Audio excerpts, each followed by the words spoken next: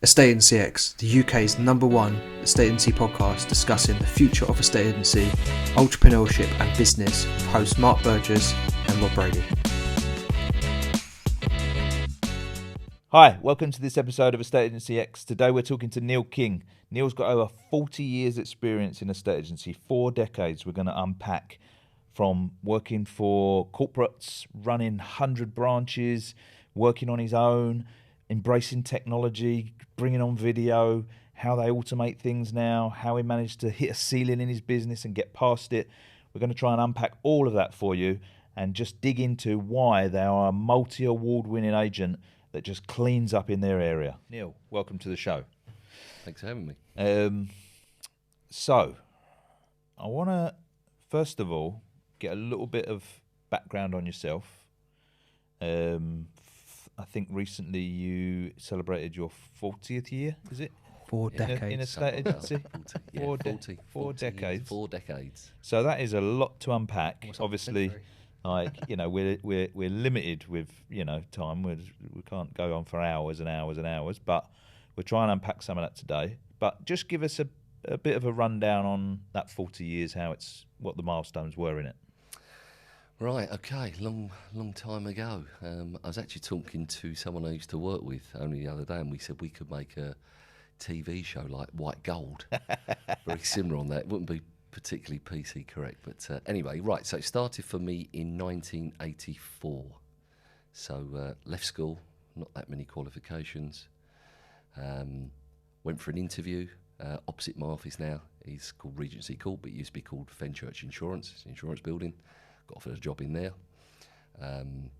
Came home and said to my dad, got a job in insurance, it's going to be all right. And he was over the moon, He had like 3 jobs to move us out of Hackney when we was 3. You can't afford to move back in there now.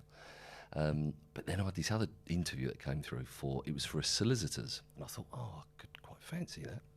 So I went along for the interview. They offered me the job. This is how bad it was. So Fenchurch Insurance was £6,500 a year. And the estate agents was £5,000. In fact, it was a YTS. It was £2,500 plus £2,500 the solicitors will give. So went to work for the solicitors as a trainee conveyancing clerk. After about 6 months, I thought, they're all so old. They're 30. It's so boring. I don't want to be doing this. And then at that time, they announced that the partner. And it's quite ironic. 40 years later, I'm still recommending the same solicitors for conveyancing business. So it's called Huggins. It's now called Huggins Lewis Foskett. Adrian Huggins, who was the owner, senior partner, he was friends with a guy called Laurie Reeder, who owned an estate agent called Reeders of Woodford. They merged, and they were the first solicitors in the country to have a estate agents. So much to my parents' horror, I went home one night, said, "Great news, staying with the same firm, but I'm going to be an estate agent." I say horror, it wasn't really that bad. So that was really the start of my journey. Went in there, didn't really know what to expect. When you look back now, no training, nothing whatsoever. It was just get on with it. I can remember my first viewing that they let me out on my own was in Chinkford, of all places. I say all places because we was based in South Woodford. Really expensive place for what it was. It was a bit of a farm. I remember coming back and saying to my manager at the time, he never made an offer. And he said, "It's not enough." I said, "Okay, what do I do?" He went, "You just tell them." Right, nothing else to it? Just tell them? What happens when they say you don't want to buy it? Anyway, he fell on his backside.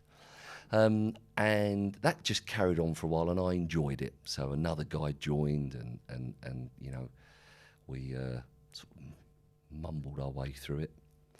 And then after 2 years, about 1986, there was a company that was just formed called Land & Co. So it was 3 local guys, Philip Lee, Lewis Diamond and Edward Torp, joined together. And it was quite revolutionary at the time because all you had in the mid-80s was Bester Eves and Douglas Allen and a few little independents. But these guys merged and it grew into like a 9 or a 10 branch network. And it was great.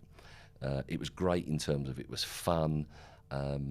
And you create your own competition. That was the first introduction probably to individual targets, office targets, and that bond you had as an office against the nearest office. That worked really well. Then it was announced that a company called Jackson's bought my old business, Huggins. So in '89, I went back there to where I first started. And Jackson's was owned by the Halifax at the time. So for probably the next 12, 15 years, however long it was, I was at the Halifax, worked my way through from being a plant pot through to, they called it an area director at the time, responsible for almost 100 branches, most of the southeast. Wow. Day a week in Liverpool Street, because at that time you was getting more insight and more exposure into the Halifax group, as it were. Yeah. You know, driven and trained and carred up to Halifax and Leeds to do training courses and various bits and bobs, and then just worked my way through to there. But always had that desire to wanna work on my own, and then I did. Then literally, Laura and I just said, "It's what I want to do." And in a nutshell, that's really where it went, you know, and that's where we are today. So you start Neil King Residential. It was the original name, Correct. Right? 2004. 2004. Good Friday. 20 years after you've got 20 years experience of a estate agency. So you've got 20 years experience of a estate agency, corporate, right up to the level of running areas and branches and 100 branches for Halifax. I think you also ran big regions for Spice and Heart and all of these companies. So from working on the shop floor to running massive, some of the biggest estate agencies in the world, and then 20 years experience of Running my own. out of your bedroom. I'm going to do my own company now. Ironically, never was out my bedroom. It was always in an office. Straight in an office. Straight I in suppose an office. like it would have been from the background you came from. That was the only way. 2004, it wasn't a thing to work out of a bedroom, was it? Really? No. Yeah, there wasn't the thing that you have now of all the independent. No WeWork back then. No, there wasn't. There was a Wimpy. You could have worked out a Wimpy. You could have had a brown derby to celebrate exchange. Would have had a big derby. Okay, so, and I think we probably met each other around about 2004. I mean, I actually worked in an area that you worked in East London. Terrible, poorest, probably the poorest part of East London, I would imagine. Definitely. Past Stoke, Canning Town. And we didn't know each other personally at the time, but I knew of you at the time because, you know, you was the sort of legendary Neil King that worked in the Halifax. And Mark, you were...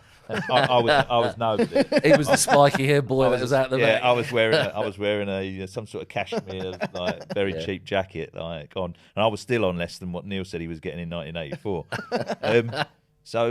But I think we met probably about 2004, and many of my sort of ideas that I spoke to you about from then, 20 years ago to now, a lot of the time were sort of a bit too mental for you, I think, weren't they? Like, your estate agency to start with was pretty much how you would consider a traditional estate agency, wouldn't you say? True. But then gradually over that 20 years, somehow I've sort of, I don't know, I've had a little bit of an influence on you, and obviously you've been on your own journey with things. So I'm interested to know, like, first of all, in a nutshell, the difference between Neil King today and Neil King 2004. And then after that, we'll look at what some of those milestones were that made those changes. Yeah, good question. More relaxed. That might sound hard for some people to understand. More relaxed, more confident in other people's ability in working with me. And in terms of like the way that the two companies run differently, obviously, you would imagine after 20 years you've got better cash flow than you did back then. So not necessarily the pressure of trying to get the business going, but just the principles of the advice you would have given somebody starting their own estate agency when you were there. The advice you'd be giving somebody about, you know, how to run a business 20 years later. Of course. I guess the advice then would have been, you follow this process. And although that's the same advice now, but the 2004 process would have been very rigid, very regimented. That's how you do it. Because what you've got to bear in mind then is that I came from the industry when there wasn't email. You know, we worked with a Hotbox. Well, the lady that did the stencils was a typewriter, and because I was one of the most profitable branches in London at the time, you know, the typewriter got upgraded and it had a digital screen that you saw one line at a time. You know, you made window cards with something called a Croy machine, where you'd punch out each letter, and it would go, oh God, it's shit! I missed one. You had to cut it out and stick it all on, and you've got to remember as well, it went from the property details were on the photocopier. And then, you know, again, if you was really good and successful, they'd send you coloured pictures that you had to stick on. Now, going all the way back to... And you're trying to organise for 100 of these offices to be successful, so there's going to have to be... This is the system. Totally. Some of you will sink, some of you will swim, but that's the way it's going to work. Totally. So in 2004, in opening on my own, it very much was, you're doing it all because that's the jump you've made. And there must have been a realisation at that point of just how much the corporate machine was doing for you. True. I think what I would say, and what I'm very thankful for, is that going from an independent that I started with, where there was no training at all, but I knew no different, to then working for a company like the Halifax, where probably made me helped really focus me and shaped me into the agent that I am now, because I was able to open on my own with the structure of what a corporate would teach you, but also with the independent flexibility of working for yourself. So to combine the two together, I went from loving a target to still having a target, as it were, but it didn't need to be, you've got to make 10 viewings. So it just made it a little bit more fun. So my advice would have been from 2004, that's how you needed to do it, to now, which is, I don't think if you were an estate agent wanting to open your own business now with the amount of experience I've got, without knowing what I know now and the pieces of software and life cycle and iceberg and all the stuff that goes with it, I don't think you would have been successful, because I think that if you don't grow, you're going to die, and if you don't, and you know what I'm like, I'm not really technical, but I love the freedom that it gives you. I love the stuff that it does that you actually can't do. And it does give me more time to try and go back to your roots of when you was an agent, first of all. You're on the phone an awful lot. Your conversations are face-to-face. It still annoys me massively when my guys say to me, why don't this bloody applicant want to pick the phone up to me? I'll leave him a message and he'll text me back straight away, or he'll email me. I guess that's just the world that we're in at the moment. But it's the advice I would give now is make sure you've got procedures and processes in place, but more importantly, employ the people that are going to work with you, that share your values, have some fun, and want to move forward. That's so in the beginning, maybe hiring staff would have been more about like army style. These are the targets. You hit them, you stay in a job. You don't hit them, you get fired. Everything else is irrelevant. Now maybe you're sort of saying actually there's a bit more to finding the right people that you want to spend a large portion of your life working with. Yeah, 100%. It definitely would have been. It definitely would have been. You would have employed, for example, if someone wanted to be was going to be a lister, you would employ someone that was a lister. Didn't matter whether he was any good, but if he's got 5 years' experience, he must be all right. Don't matter if he's a bit weird. Yeah, don't matter. Well, for me it would have been, but it's that would have been more about it was the structure of what that person was. You want to list these, got to have some experience, but you're 100% right. It would have been that's your target. There's no training. You know, I remember back in the days at Landico, this guy worked with us, and he said, it's just after Christmas, I've had enough of it, I need to earn more money. I'm going to go and see the owner of the business at the time. Fair enough, John, where you go? So he went to see the owner, he'd come back, and I said, how'd it go? He went, well, I feel a little bit embarrassed, he said, because it went all really good. He said, because the owner at the time went, no problem, John, you want to earn some more money? That's great. I'll give you more money. And he went, fine. I said, how'd it go? He said, make more bloody appointments. He said, because he was getting paid £1 a viewing at the time. He said, so you earn more money, make more bloody appointments. So yeah, in those days it would have been you employed someone and it would have just been, you didn't didn't really have any interaction with them. Their head was down. There's your hot box. There's a phone. That's what you got to do. Yeah, absolutely. So then let's look at the milestones then. So like 2004, you've got a new business, not in the same location that your office is now, but quite close. Still at a nice office, a nicer office now. Around the corner. Yeah. You obviously, I'm not asking you to divulge what your turnover is, but in your head, think about the difference between your turnover now and your turnover back in 2004 and 5. Whatever it is now would have seemed like, who knows how we're going to get there. What were some of the milestones now looking back that enabled you to go from, I've got experience, I know what I'm doing, but I'm sort of struggling through here, to a company now that has won multiple awards, runs itself, gets people paying fantastic fees, and is a market leader in the area that it works in. What were some of the things whereby, I don't know, this happened or that happened, or looking back, this moved us on to the next stage, or this moved us on to another stage? So I would say that when you work for a corporate, I used to say so a lot to guys that was always slightly disillusioned and wanted to go, and I'd always say to them, just remember, it's the name above the door that gets that inquiry in. It's how good you are that converts it. And that stayed with me all the way through, because opening on my own, I never really, I don't want this to sound flash, but I never really had the doubt of, once I'm in, once I can get going, it will work. I think a milestone for me was we opened 2004. It was a Good Friday, Easter. And like any business, you've got to get it off the ground. And we dropped leaflets and we went on a first valuation and it converted. And then we just made a conscious effort on, we used to have something in Halifax called the battle plan. And that was every month you would have in green on a map, because we used to print maps, map of your area. Green was where all your listings were, and red were all your sales were. And if they weren't aligned together, you're doing it wrong, because your reds would be lower than where your greens are. They need to be mixed in together. So for me, it was our first sale, or our first instruction, which then went to our first sale.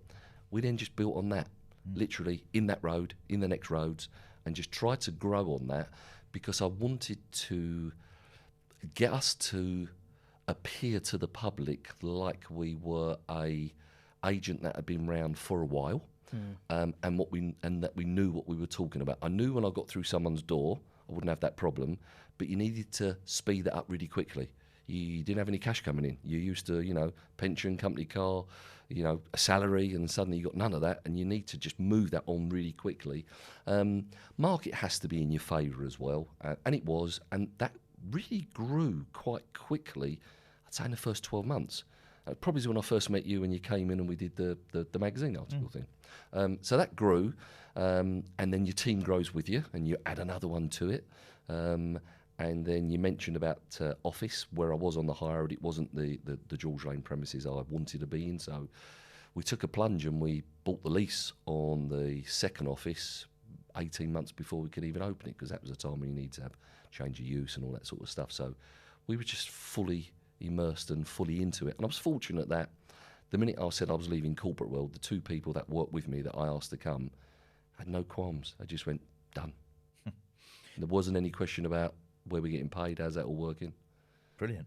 And then did you find yourself at any point reaching a ceiling whereby things had to change? What made you start to change the way that you looked at things, or change the systems that you used, or the technology, or the approach, or the pitch, or the people? Like, what was it that needed to change? Well, that sounds like that's just, if you was on that journey, you'd think, well, great, we'll just stay on this journey then. Yeah. You see a lot in that industry, don't you? Yeah, it wouldn't have lasted, because for that first 12 months, it went great guns. But it would have broke, because the three of us couldn't have done it all. And we were probably going to burn out. And then it was very much realising and understanding and accepting that I needed to surround myself with people that could do parts of the job better than me, and enable me and free me to turn up and do the song and the dance. That which must is have what been I like. quite a difficult thing?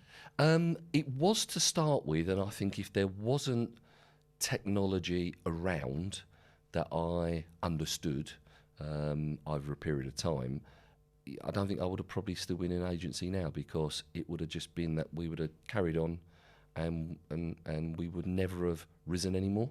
We would have stayed where we were. We would have maxed out at whatever it might have been, X amount of listings, X amount of sales. Yeah. You couldn't have gone anymore. Something would have broke, your service levels would drop, and people would be saying, oh, don't go to them because of this or the other. And how did technology stop that from happening then? Well, it just enabled you to do, or for me, enabled me to focus on what I was good at. The technology side of it very much was, if we're talking about the life cycle software that I use, it was the first thing out there. I never did it on the market or any of that type of stuff, or brief your market or whatever else. But it was the first thing that appealed to me if I was a vendor or a valuation I was going to, the pre-val, the post-val, getting all your nurture stuff right. And I never heard of that before. And then now I'm fully immersed in all of that. I wouldn't say I use it to its full, but the bits that I really like, it works for me. So that part probably got your marketing going, because what you need to remember is when we started, magazines were probably still there, but they was fading out. And Rightmove was there, and I think Zoop was around at the time. Essex Life was around. Yeah, that was around, and Property Mark and Property whatever it was, and those types of things. So that really first of all started or sorted out the marketing side of it. So I was able to know that a potential valuation was getting some information from me. So when I turn up, they would know a little bit about me. Yeah, so even if you go on to the next one, that one's still being nurtured Correct. in some way. Yeah, correct. I didn't need to have that old-fashioned 1 to 31, which is, am I ever going to be ringing up all of these people? And then you end up losing some stuff. So it certainly enabled that part of it, and then you forward wind it to sort of where we are now. Even you've got to remember when we was making viewings, it would have been someone would have come in or called up, and you've got to take their name and number, as you know, and then you ring in the owner and go, can I bring around this time? And, oh, no, I can't do that time. Okay. Applicant, they can't do that time, can you do this time? Can you imagine trying to do the volume now in that way? It just wouldn't work. Yeah. It just wouldn't work at all. Well, most people are still doing that. That's the thing, and a lot of people listening to this would be. So, what's the alternative? It really is just what I've said. You carry on doing that, and that's fine, but I don't care what anybody says, your turnover and your profit will start to slump. Yeah, well, your profit especially. And people will leave you. The wage bill is what eats most of the profit, isn't it? Totally. So I've got a question for you now. Far away. Videos. Yes. Obviously, when I first joined Iceberg, you were probably one of the prominent people, because videos weren't really massive. It's only in the last sort of few years videos have come more and more so. But Mark said, I've got Neil King. You should look at some of his videos. I went on your YouTube channel, and you'd already built up quite a big following from a very early stages of videos in there. So, question to you: when did you do videos, and why did you get into videos earlier than maybe the curve has hit now? So I would say from having regular conversations with Mark, and it was never, let me sell you this, let me sell that. It was just general conversations that we would have. It was the acceptance of me thinking, you've got to keep reinventing yourself. You've got, there's change. Agency, all of these, I don't want to be rude to anybody, all of these new guys that open up an estate agency, and their strapline is, I want to change the way public think about estate agency. I want to, it's all bullshit. Because they're not, because all they're really doing is just trying to push themselves in terms of where they are. But the stuff that you were talking about, and the feeling that you would get in terms of the industry has to change. At some stage it's got to, otherwise it's just going to die. So I was fortunate that I went on a business development course that Mark recommended to me, and during that it just came out, which was trying to think outside of the box and try and get what are your key selling points. And I thought about doing video, thought about, should we do them like what some other people are doing them on an iPhone? Not going to work. Met this guy that was a cameraman, worked for Sky, lived down in Ashford in Kent, said I really want to get up to London. Took a big gamble. He rents a flat from me. He works for me full time. He only does my stuff. And when we moved to the new shop, we had 2 flats upstairs that would rent out. We then sacrificed one. We, in fact, sacrificed them both because Matt lives on the top floor. Middle floor, we turned into a green room, sound room. Wow. And we just went for it because I thought, if you're going to be different and you want to charge a high fee, you've got to offer something a little bit different. So I say to all of my clients, we will make you your very own TV-style video of your property. And it is. It's done properly. And to be fair, like you said, a lot of agents do similar stuff now, but we're talking 2018, something like that. We've shot over 300. We've got 20,000 followers on YouTube. Shot over 300 of them, and I didn't even realise on when it sits on YouTube before it goes on to life cycle. I'm not saying all of the time, but occasionally I'll get a call from someone saying that one that's just on YouTube. When's the open day for it? I'm like, how do they know that? I didn't realise. It's crazy. Yeah, no, that's and I guess that all sort of ties together because if you think back, like the technology had allowed you to perhaps, I don't know, I don't want to put words into your mouth, but it sounds like reallocate the wage budget to this, what you're talking about, as opposed to, well, I'm going to just need more bods because there's more phone calls that need to be made and there's more viewings that need to be chased. And it didn't reallocate it, it actually added to it because I believed in it and I see it as now an integral part of my business, the same as I see life cycle as an integral part of my business. They go hand in hand. I didn't lose any staff. I actually added to the wage bill in bringing Matt on and just believed in the process of that's where clients that are attracted to us will see that as added value. And then you've just got to build that avenue. You've got to show them what the followings are. You've got to show them what it's all about. Because obviously in the conversations you're probably having with people when you're sat in the front room, like you said, we create your own TV style showcase of your property. Our in-house videographer comes round. Just even that is different to even now. I create some videos. How do you do that? My iPhone. Get my iPhone out. Yeah. And I'm not saying an iPhone doesn't produce a nice video. But it's a whole different professional perception on that. And we rewind that right to the very beginning where they've booked the valuation. Yeah. And everyone in the office says, before you meet Neil, can you make sure you look at the video that's embedded in your pre-val? Yeah. And I talk about it in there, and I give some demos in there. It isn't $1 million list in New York, but it shows what it's going to be. Yeah. So the person's got an idea of what it's all about. And they've already met Neil once. 100%, and we ensure that they have opened it, because you can check on the timeline before I even turn up. Yeah. The day before we go, if that's not been opened, there's a call put into him to say, you need to look at that before he comes around. Yeah. That's brilliant. I always look at, I've said this to you before, but I always look at life cycle as something that's really quite specific for a sales department to grow and scale and become more profitable. I know you can do some lettings bits in there, but it's a bit of a mindset shift from people that, maybe are using one system that does a bit of property management, a bit of lettings, a bit of sales, a bit of, cut your grass if you want, that sort of stuff. But you've got a lettings department, a very successful lettings department, a property management department. Obviously, life cycles, you're not using life cycle in those departments. So I don't know, did you find it hard to get your head around the idea that there was now going to be more than one piece of software in this, even though there's only maybe, a small team? Not really, because before we even had Lifecycle, we was using Statecraft, which is Vibra. Right. Yeah.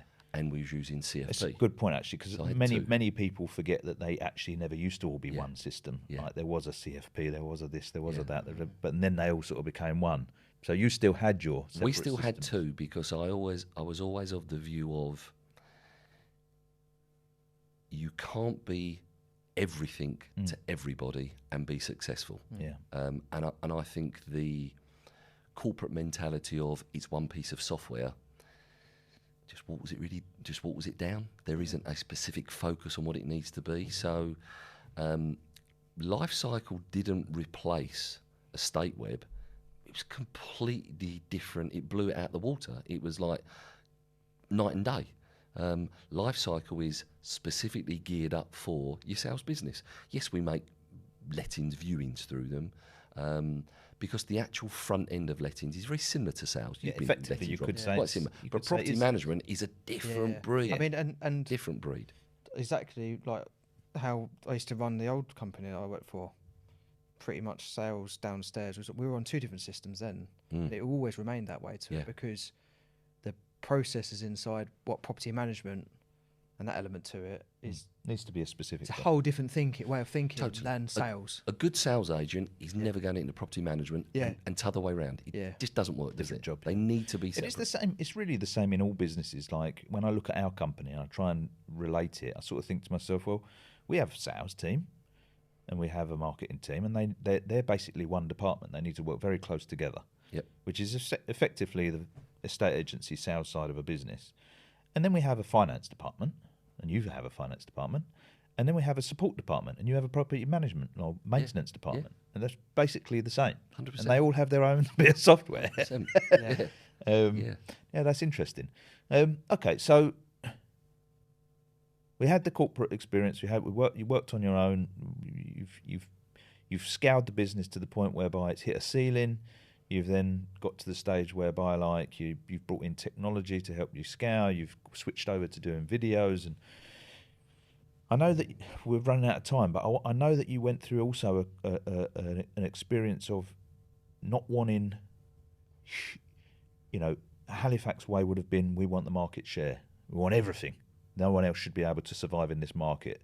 And now I think you're more than happy for people to go and use another estate agent if they're not looking for what you're offering. Yeah. So, quickly, how did that mindset kick in, and why? Was a real wrestle for me, backwards and forwards, because I built market share while still obtaining decent fees, but you can't be everything to everybody. And for me, where I wanted to go with it, it didn't matter whether it was a £2 million house or it was a £500,000 flat. It was that person, that client, of what they saw as value and what they wanted. So I literally just went through that difficult process, then came out the other end to say, and it probably was on the exercise that I did for a little while, which was, you capture everything, you've got to do a deal for some people. And that takes up a lot of time. And quite often, actually not quite often, I guarantee almost every time, the person you do the deal for, the person that is lovely to start with, is the biggest pain in the, can I say, arse that you're ever going to have. And you wished you never dealt with them. Yeah. So therefore, focus, realise who your core client is, market to them, get them to come to you. You're going to earn more money, you're going to have fun doing it, and you're going to get great reviews. Yeah, absolutely. And you'll find the harsh reality, if no one wants what you're offering, you'll find it out much quicker, right? You'll find it out right at the very beginning, won't you? Yeah. And then you don't go through that pain. Yeah. Or you get or reorganise what it is you're offering. But if no one wants what you're offering for the price you're offering it at, you want to find it out pretty quickly. True. And I find now that not all of the time, but the majority of the time, the valuations I'm going to is because the client has done their due diligence on me. We've nurtured them the right way, so they know enough about me. I don't pitch up and someone says, I didn't know you did videos, or I didn't know this. They want what you're offering. Yeah.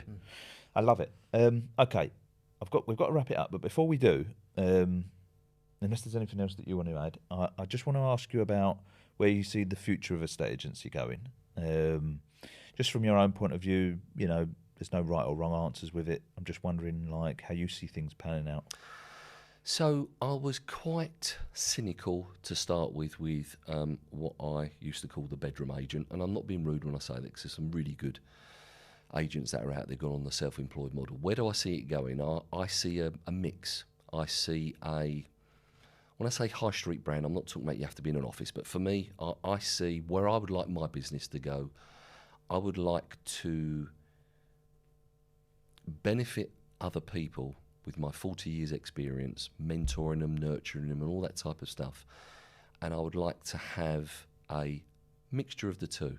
Still have somebody who is not coming to want to be the self-employed agent because they want to work 3 days a week. It's that they want to come because they can see the way we do it is the right way, but also give them the opportunity to not just earn a salary. You know, I know it's very cliche, harder they work, the more they're going to earn, and then nurture them right the way through it. That's how I would like my business to go. And how do I see a estate agency in general? I think we're probably going to see your corporates are going to either be dwindled down or go out of business. And I can honestly, I feel the 6 to 10 branch independent network that hasn't got a plan in place, it's going to die. Interesting. I like that. So basically, you want more money, book more appointments. 100%. Brilliant. Okay, that's Thanks, great. Neil. Thanks for coming Thank in. you guys. Thank you. Awesome. Thanks for listening to this Estate Agency X podcast. Can you make sure that you're actually subscribed to this podcast channel if you liked the content? It helps us massively to get better guests, and it just helps us generally. So you might think you're subscribed, but just have a double check whatever your podcast platform of preference is, that you're actually subscribed, and then that way we can continue to grow the channel and get better and better guests for you.